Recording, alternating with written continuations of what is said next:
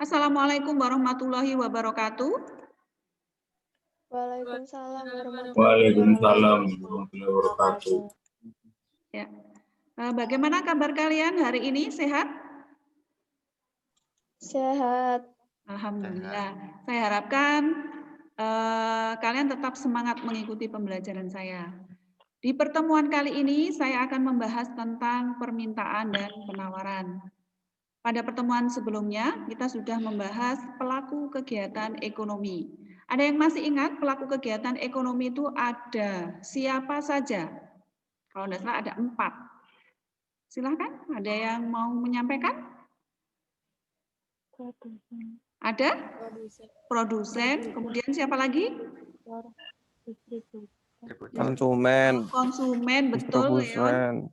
Kemudian ada masyarakat luar negeri. Ya, betul sekali. Di pertemuan kali ini kita akan membahas 2 pelaku ekonomi, yaitu produsen dan konsumen. Nah, produsen dan konsumen nanti akan berinteraksi di pasar. Interaksi antara produsen dan konsumen itu nanti akan membentuk permintaan dan penawaran. Nah, pada pertemuan kali ini kita akan membahas permintaan dan penawaran. Nah, di permintaan dan penawaran itu sudah sering kalian hadapi ya di kehidupan kalian sehari-hari.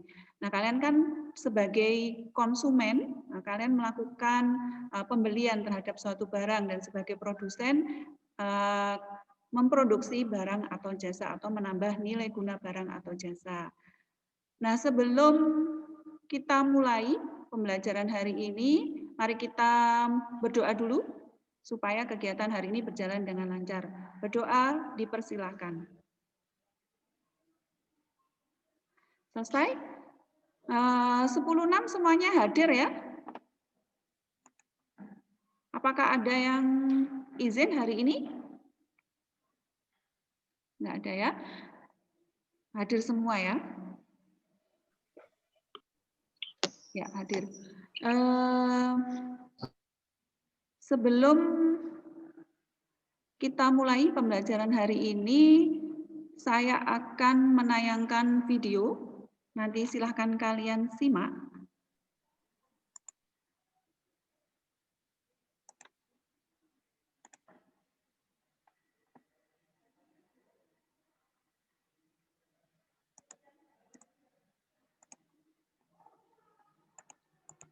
Sebentar ya.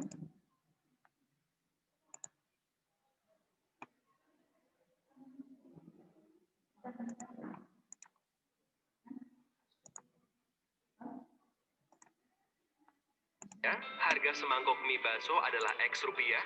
Kenapa juga harga sendal jepit Anda itu Y rupiah? Atau mengapa sih harga tiket masuk bioskop sebesar Z rupiah? Sebenarnya dari mana sih datangnya harga itu?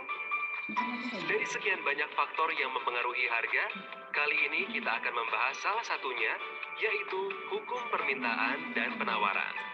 Pernahkah Anda mendengarnya? Secara umum, istilah permintaan bisa diartikan sebagai jumlah barang atau jasa yang diinginkan atau dibutuhkan oleh pelanggan. Sedangkan istilah penawaran diartikan sebagai jumlah barang atau jasa yang tersedia di pasar. Lalu, maksudnya hukum permintaan dan penawaran itu apa? Kira-kira contoh sederhananya seperti ini. Misalnya Anda bayangkan diri Anda sebagai penjual susu murni.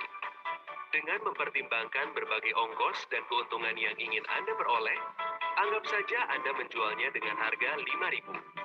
Orang-orang mulai berdatangan membeli susu murni di kedai Anda. Dari anak sekolahan, ibu-ibu arisan, sampai bapak-bapak yang hobinya badminton. Namun, karena sudah habis terjual, orang-orang jadi pindah mencari susu murni ke kedai pesaing Anda. Wah, ternyata pesaing Anda pasang harga di 6.000 dan masih laku juga. Duh, coba kalau Anda nggak kehabisan susu murni. Anda pasti masih bisa jualan, bahkan menambah keuntungan Anda. Anda menghubungi supplier untuk menambah stok susu murni Anda ya. Nah, karena stok sudah tersedia, orang-orang mulai datang lagi ke kedai Anda kan? permintaan susu murni ternyata sangat banyak ya. Ini jadi kesempatan Anda untuk terus mendapatkan keuntungan yang lebih banyak lagi.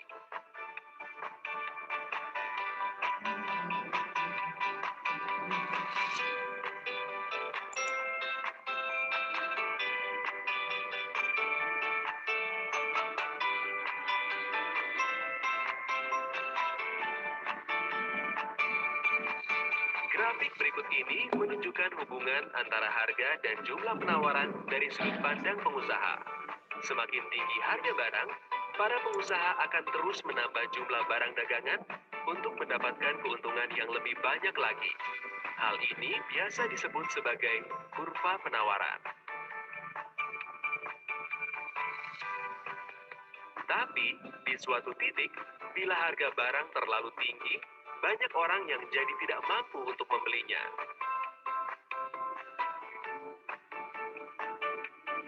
Dan dengan banyaknya jumlah persediaan barang yang ada, Anda malah jadi kelebihan stok.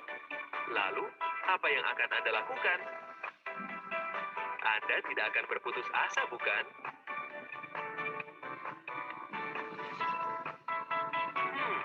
Sepertinya menjual dengan harga lebih murah lebih baik daripada tidak ada penjualan sama sekali, bukan?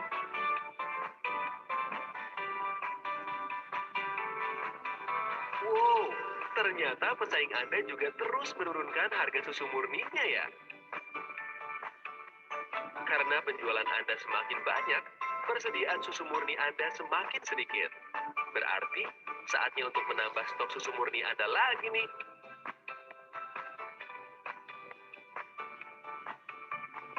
Pada grafik ini ditunjukkan hubungan antara harga dan jumlah permintaan dari sudut pandang pelanggan. Semakin tinggi harga barang, semakin rendah permintaan karena semakin tidak terjangkau oleh para pelanggan. Tapi, bila harga barang semakin murah, permintaan akan terus bertambah. Hal ini biasa disebut sebagai kurva permintaan. Nah, apabila Anda bandingkan kurva permintaan pelanggan dengan kurva penawaran pengusaha, bisa Anda lihat arah keduanya yang saling berlawanan. Di satu sisi, para pelanggan ingin belanja dengan harga lebih murah. Di sisi lain, para pengusaha ingin mendapatkan keuntungan lebih banyak. Namun ada satu kondisi di mana keinginan pengusaha dan keinginan pelanggan saling bertemu, yaitu pada titik di mana kedua kurva saling berpotongan. Titik ini biasa disebut sebagai titik equilibrium atau titik keseimbangan harga. Hal ini menggambarkan kondisi di mana jumlah barang dan harga yang diinginkan oleh para pelanggan sesuai dengan jumlah barang dan harga yang ditawarkan oleh para pengusaha. Sangat indah, bukan?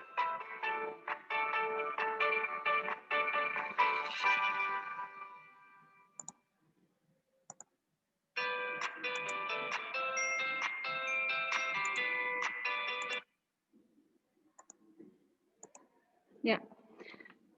Video tadi menggambarkan tentang permintaan dan penawaran. Jika permintaan dan penawaran bertemu pada titik potong yang sama atau equilibrium, maka terbentuklah yang namanya harga pasar. Itu ya. Dari tayangan video tadi, saya ingin mengetahui pengetahuan awal kalian tentang materi permintaan dan penawaran. Saya akan mengadakan kuisis. Silahkan disiapkan HP masing-masing. Saya akan share screen kode kuisisnya.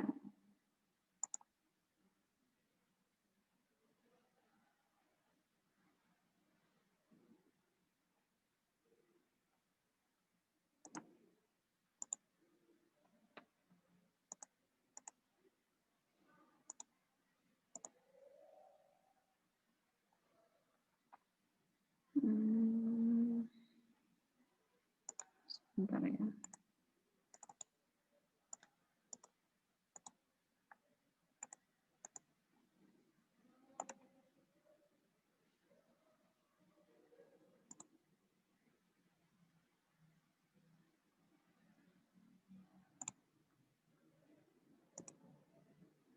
Sudah muncul? Iya.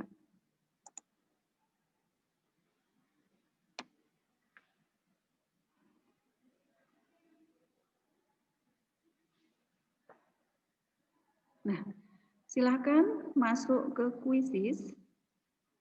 Silakan masuk ke kuisis, kemudian join dengan kode yang ada pada layar.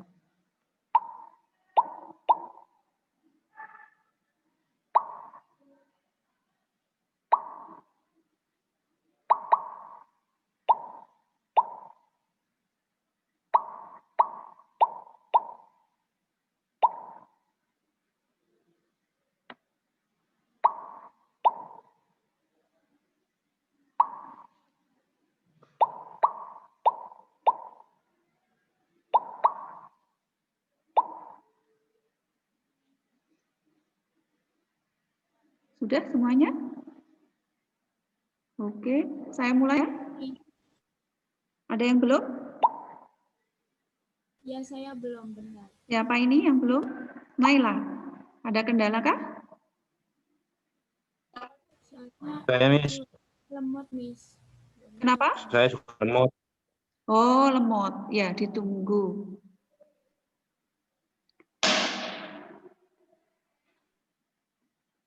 Ya. Ya. Ya, saya mulai ya.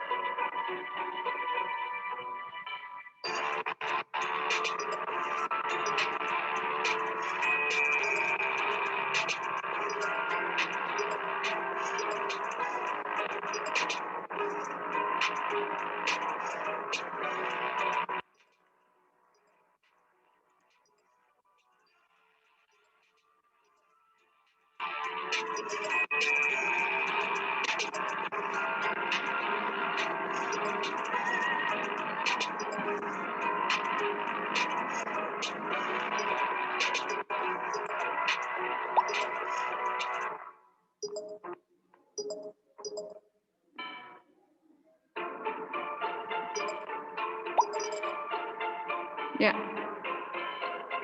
saya akhiri karena sudah ada yang menjawab lengkap 5-5-nya.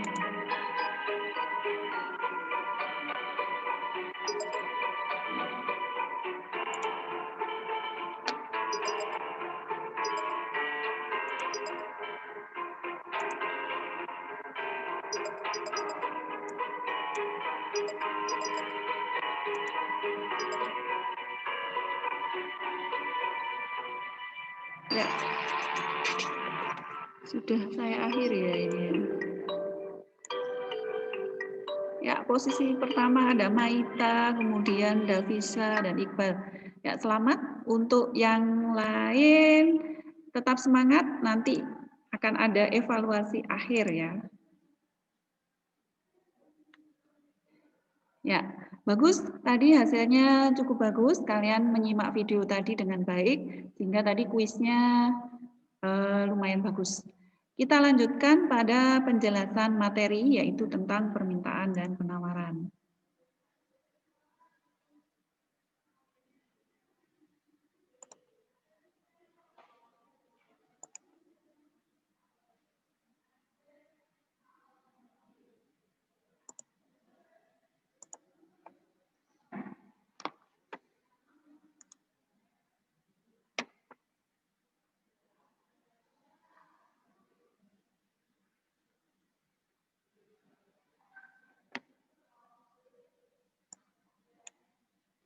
Apakah sudah tampak?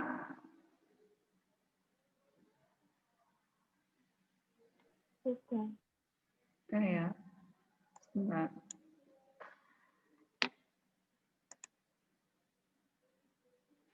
Jadi tujuan pembelajaran kita kali ini adalah menyajikan konsep permintaan dan penawaran serta harga keseimbangan dalam bentuk tabel, fungsi, dan kurva. Kemudian mendeskripsikan dan menganalisis yang elastisitas dan pasar ini di pertemuan selanjutnya. Jadi kita nanti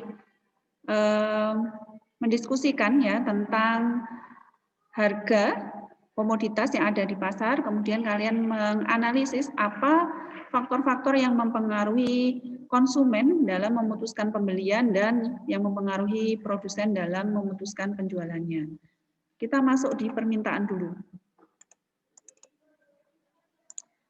Ada yang bisa menjawab apa itu permintaan? Tadi dari video yang sudah ditayangkan, apa itu permintaan?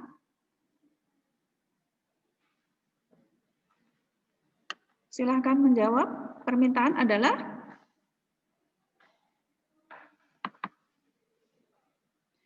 mungkin Maita. Maita, silakan menjawab. Permintaan adalah kemampuan konsumen dalam membeli barang. Iya, betul. Jadi permintaan adalah jumlah barang atau jasa yang ingin dan mampu dibeli oleh konsumen pada berbagai tingkat harga dan pada periode waktu tertentu. Nah, permintaan dipengaruhi oleh banyak hal. Di sini ada faktor-faktor yang mempengaruhi. Yang pertama ada tingkat harga, tingkat pendapatan, harga barang lain yang berkaitan atau barang substitusi, kemudian selera konsumen, dan ekspektasi atau perkiraan konsumen di masa yang akan datang. Kurva penawaran digambarkan dengan hukum permintaan yang menyatakan bahwa bila harga naik, jumlah barang yang diminta akan turun. Dan sebaliknya, bila harga turun, maka jumlah barang yang diminta akan naik. Hukum ini berlaku ceteris paribus, artinya hukum ini berlaku jika faktor-faktor yang mempengaruhi permintaan bersifat tetap. Nah, ini gambar kurvanya.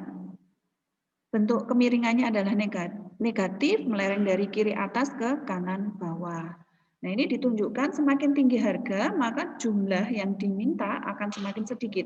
Nah, yang di sumbu Y ini adalah harga, di sumbu X adalah jumlah barang yang diminta. Semakin rendah harga, maka jumlah yang diminta akan semakin tinggi. Fungsi permintaan digambarkan secara matematis, yaitu QD sama dengan A min BP atau PD sama dengan A per B min per B Q. Keterangannya ada di sini ya, Q adalah jumlah barang yang diminta, P adalah harga barang, A adalah konstanta, dan B adalah gradien atau kemiringan. Cara menentukan fungsi permintaan menggunakan rumus sebagai berikut, yaitu P min P1 dibagi P2 min P1 sama dengan Q min Q1 dibagi Q2 min Q1, di mana Q adalah jumlah barang dan P adalah harga barang.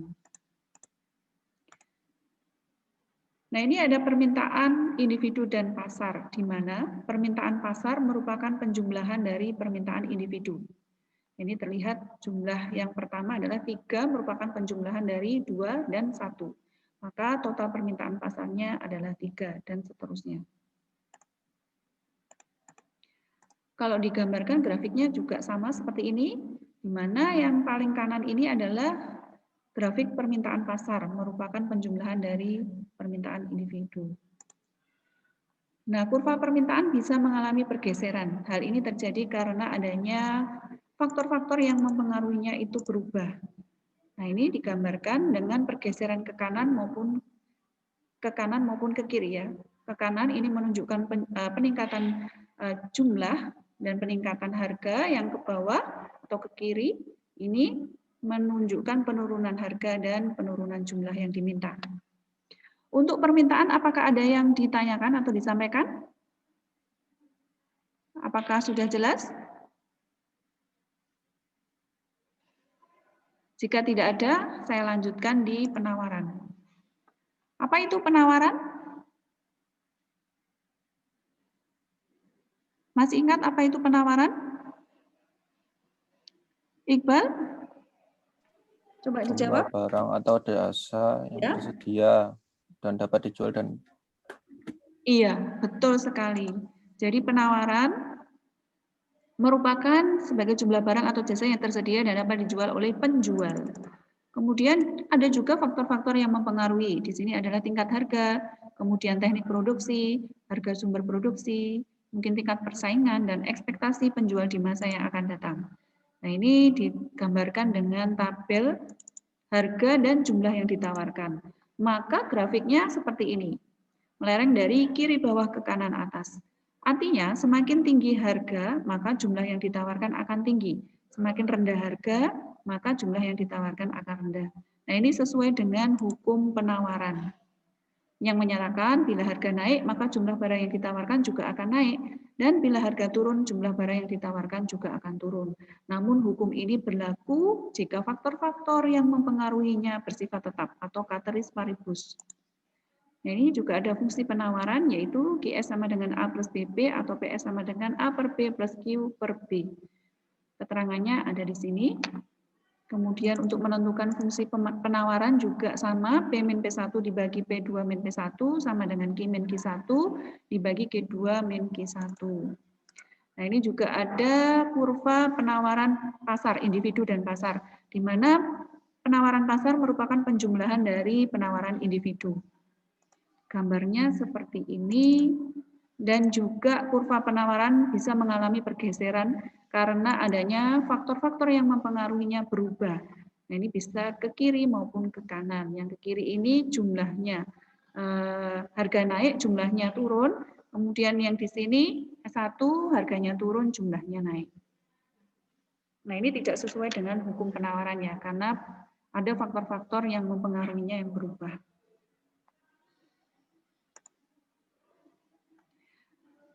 Dari materi yang saya sajikan tadi, apakah ada yang ditanyakan?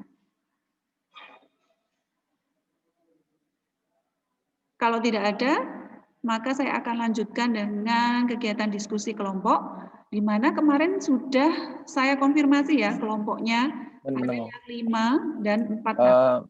Miss, ya, boleh tanya? Ya, silakan. Kan ada permintaan sama penawaran kan? Ini Stephen. Tadi kan, ya, Stephen. Ya, tadi kan ada permintaan dan penawaran. Kalau penawaran itu kan kalau harga tinggi maka pendapatan tinggi juga. Nah, tadi yang permintaan itu yang ada yang 30% sama apa gitu. Itu gimana? 30% ya, naik ini atau berdasarkan video atau yang mana? Atau dari PPT tadi? Yang kuisis tadi. Oh ya, yang kuisis tadi. Jadi kan kalau dari sisi permintaan, ketika kita menganut hukum permintaan ya, jadi hubungannya negatif. Jadi ketika harga naik, konsumen, permintaan kan dilihat dari konsumen. Jadi kalau harga naik, konsumen itu cenderung mengurangi atau menambah pembelian? Menurun. Menurun, mengurangi ya. Sehingga ketika harga naik, maka konsumen akan mengurangi pembelian atau jumlah yang diminta akan berkurang. Dan ketika harga turun, biasanya konsumen akan menaikkan jumlah pembeliannya. Nah, ini sesuai hukum permintaan. Namun hukum itu tidak selalu berlaku di pasar. Karena faktor-faktor yang mempengaruhinya berubah. Misalkan ketika misalkan sekarang lagi booming apa ya? Misalkan HP keluaran terbaru gitu kan. Harganya mahal. Tapi ternyata masih ada saja pembeli atau konsumen yang membeli ya. Bahkan sampai menunggu keluaran terbaru dari itu. Kira-kira faktor apa ya yang mendorong konsumen walaupun harganya tinggi, konsumen tetap mau membeli? Kualitas produk. Kualitas produk. Ada yang lain mungkin? Merek ya, gaya hidup ya. Gaya hidup diiringi dengan tingkat pendapatan masyarakat yang sudah semakin tinggi.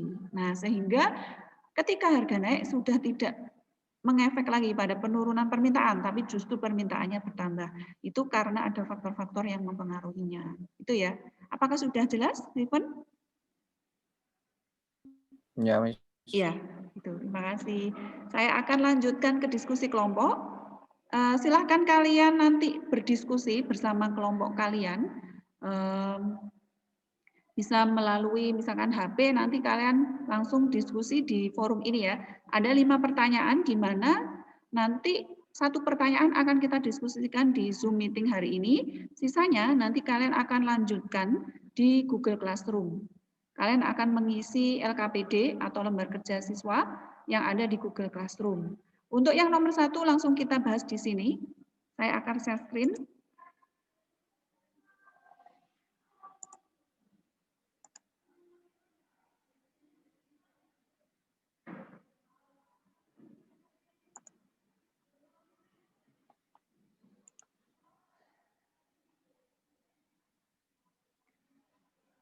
Apakah terlihat?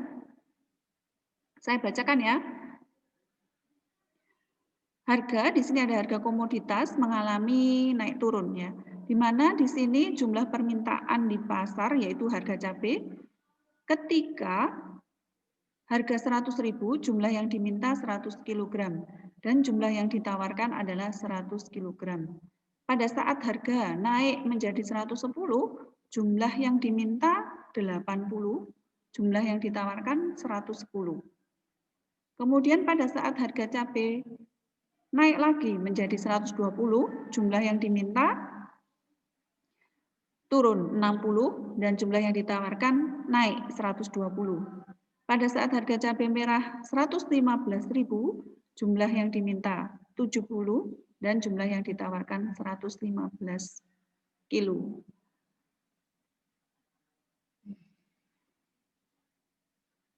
Analisislah apa faktor-faktor yang mendorong konsumen mengurangi pembeliannya dan apa yang mempengaruhi produsen mengurangi atau menaikkan jumlah yang ditawarkan. Sama ya, yang tadi konsumen juga apa yang mempengaruhi konsumen menaikkan atau menurunkan pembeliannya. Dari data ini silahkan kalian analisis bersama kelompok kalian. Nanti akan saya minta perwakilan kelompok untuk menyampaikan hasil diskusi kelompoknya. Saya berikan waktu 5 menit.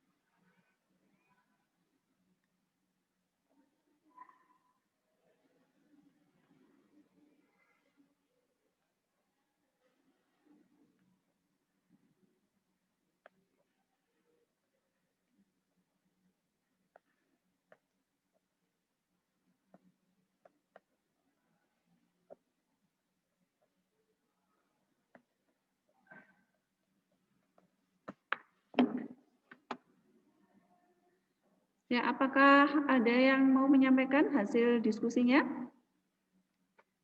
Silahkan perwakilan kelompok. Mungkin dari kelompok 3. Ada Adi Zainal, Cynthia, Danis, Fati, dan Irsyad. Ada yang mau menyampaikan mungkin dari kelompok 3? Masalah yang dihadapi di sini apa? Dari identifikasi masalah ini yang dihadapi adalah tentang apa? Naik turunnya harga cabai. Iya, betul sekali. Kemudian apa yang mempengaruhi pembeli dan maupun pembeli dulu ya, pembeli dulu saja. Kira-kira reaksi pembeli terhadap kenaikan dan penurunan harga bagaimana? Adanya tawar-menawar. Adanya tawar-menawar. Kemudian kan di situ ada harganya, ada yang 100.000, terus naik 110.000, 120.000, terus turun lagi 115.000. Reaksi pembeli bagaimana? Reaksi konsumen? Mengurangi pembelian. Iya, betul sekali. Jadi konsumen rata-rata akan mengurangi pembelian ketika harganya naik. Dan ketika turun menjadi 115, reaksi konsumen bagaimana? Membeli barang banyak. Jumlahnya semakin banyak atau tetap atau turun? Semakin banyak. Semakin banyak, betul. Mungkin ada pendapat dari kelompok lain? Setuju kan dengan pendapat kelompok 3? Ada yang tidak setuju? Gimana? Berikan jawaban kalian. Apakah setuju?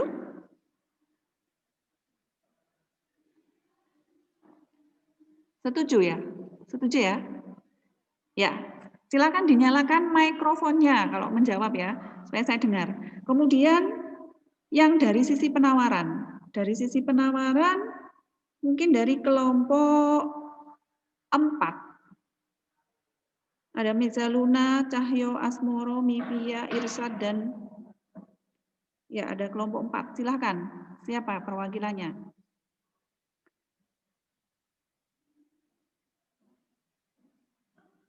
Siapa yang mau menjawab?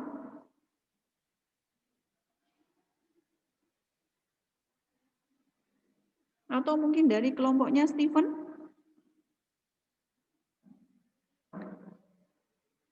Ya, Stephen, dari kelompoknya Stephen. Dari sisi penawaran bagaimana ketika harganya naik? Jumlah yang ditawarkan? Jumlah yang ditawarkan naik. Iya. Ya. Naik ya, betul ya. Ketika turun menjadi 115.000, jumlah yang ditawarkan bagaimana? Turun.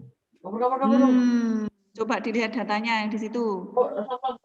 Naik. Iya, harganya naik, jumlah yang ditawarkan bagaimana? Ketika harga naik, jumlahnya naik. Ketika turun, jumlah yang ditawarkan juga turun. Ini hubungannya positif. Bagus. Jadi tadi ngomong turun toh? Ya, positif ya. Jadi ketika naik, naik. Ketika turun, turun. Ya. Jadi nanti kalian lanjutkan diskusi kalian untuk nomor 2, 3, dan 4. Saya lupa tadi. Sebentar. Ini kan masih ada lanjutannya, karena keterbatasan waktu, nanti kalian diminta untuk membuat tabel permintaan dan penawaran sesuai dengan data di atas. Jadi buat tabel tentang harga dan jumlah yang diminta dan jumlah yang ditawarkan. Kemudian gambarkan kurvanya. Kurva permintaan tadi bentuknya negatif, kurva penawaran tadi bentuknya positif. Kemudian faktor-faktor apa saja, analisislah faktor-faktor apa saja yang mempengaruhi permintaan dan penawaran. Kemudian nomor 4, analisislah apa pengaruh kenaikan harga cabai terhadap permintaan dan penawaran. Dampaknya bagi permintaan bagaimana dan bagi penawaran seperti apa. Itu ya. Nanti sisa pertanyaan diskusi kalian lanjutkan di Google Classroom dengan durasi waktu nanti hari ini dikumpulkan maksimal pukul 21.00.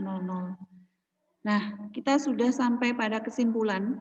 Silahkan apa materi yang kita dapatkan hari ini? Atau manfaat mempelajari permintaan dan penawaran apa yang bisa kalian sampaikan? Silahkan.